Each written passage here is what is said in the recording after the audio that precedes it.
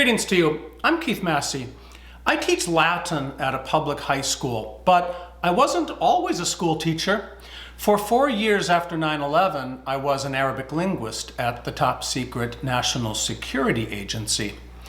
This included a tour in Iraq in 2004, for which service I was awarded the Global War on Terrorism Civilian Service Medal. In this video, I will explain why my current life as a school teacher is significantly more stressful than when I was a top secret government agent. When I was in Iraq, on 2 occasions I ran to cover when our base was the target of mortar fire. I was also on 1 occasion the target of sniper fire. So look, we all have nightmares from time to time. Given everything I just told you about myself, what might you imagine I see when I have a nightmare? Well, let me tell you, for the entire time I was in Iraq, I never dreamt about being in Iraq. Strangely, I dreamt about being there the very first night I was no longer in that country. And since then, 16 years of time, I have dreamt of being in Iraq twice. I do sometimes have nightmares, only they aren't about Iraq. And why would that be? Well, for the simple fact that my tour in Iraq is not the most stressful thing I have experienced in my life. So let me describe the nightmares I do have. And these are not twice in 16 years nightmares. These are at least once a month nightmares. Here's one nightmare. I'm in my classroom and the students are out of control for some reason. I am trying desperately to bring the situation into some semblance of order when suddenly I see an administrator has just entered the room with a computer. I am about to be observed. So, if you are a teacher, you know the stress of this. The performance of a teacher is assessed more than once a year by formal observations from one of the administrators. This could be a principal or the subject matter supervisor or even the superintendent themselves. Some of these observations are what are called announced observations. This means you know the time and date and class where this is happening. And let's just say, if you know when they are coming and you don't try to make that day's lesson even a little better than it would have been, you're a fool. So the announced observation is stressful because you know they are coming. You need to present a lesson that truly impresses. You need to shine. After all, you knew in advance that they were coming. Stressful in a completely different, but ultimately bigger way is the unannounced observation. In other words, we are also observed by an administrator who will randomly walk into the room with no prior notification. And that means you need to be on your toes all year long for this possibility. It could happen any day, any class. Look, teachers do their best to provide lessons that advance the learning of their students, but everyone can have a bad day.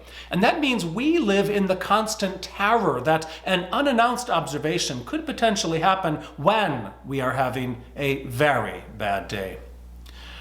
While at the NSA, during a war on terror against Al-Qaeda, I spent my day translating intercepted communications directly connected to potentially stopping attacks on our homeland. Obviously, this was important work.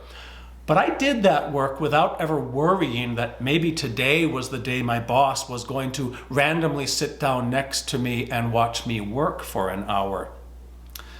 So having done both of these jobs, let me tell you, the inherent stress of translating top secret communications associated with national security, but never worrying about being observed while doing it, that was many times less stressful than the everyday life of a school teacher who worries about these announced and unannounced observations. Let me clarify, by the way, I am in no way complaining about the administrators with whom I work. From the superintendent who was the principal of my building when I first started, down to the current principal, vice principal, and my subject matter supervisor, I very much like and respect these women and men. They have never done me wrong. They are only doing their job in this whole observation thing. Now, here's another nightmare. I am in my school building and I suddenly realize there is a class I am supposed to be teaching right now, except I am at the complete opposite side of the building. I am pushing my cart, which has books on it, and my projector. I'm trying to find my class, but I can't. It is a serious infraction for those students to be unattended while a class is happening, and I am currently committing that infraction because I can't find my room. I've never had a nightmare that I was at the NSA and I was supposed to be translating top secret communications to prevent an attack on the homeland, but I couldn't find my desk. A former colleague who has been retired for 12 years posted on Facebook a couple weeks ago that she just had a version of this dream. We all might have different details when we experience these dreams, but the main point is the terror of being late to a class, and also the feeling of being in an out of control classroom. And not only do I have to contend with these dreams now, apparently I will still be having them for years after retirement. Now, I haven't even yet talked about the pandemic.